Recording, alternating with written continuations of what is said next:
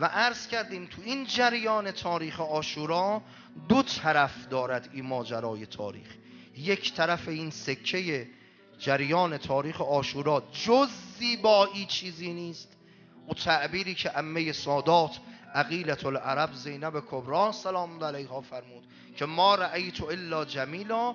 و یک طرف ماجرا اساء و سوء، بدی کردن بدون تحلیل، بدی کردن دشمن است.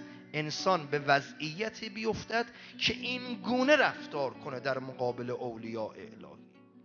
حتی جزئی ترین مسائل انسانی رو، نه اسلام و دین رو، جزئی ترین مسائل انسانی رو رعایت نکردن.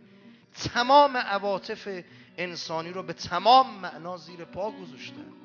و عرض کردیم نمی شود کسی در ارتباط با مصائب سید الشهدا برادران و خواهران، این دردها، این رنجها، این جنایتها، این خیانتها، این رفتاری که دشمن بر سید الشهدا و اصحاب سید الشهدا و اهل بیتش داشت، انسان بشنوه در تاریخ و آرام بگیره، اشک جاری می شود.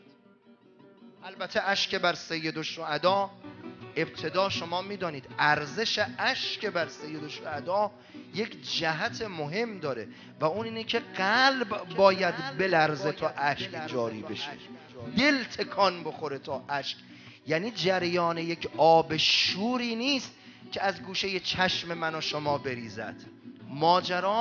ماجرای تکان خوردن قلب است، انقلاب روحی است که تهییج عواطف میکند، دل تکان میخوره، نشانش و نمادش اینه که بکا و اشک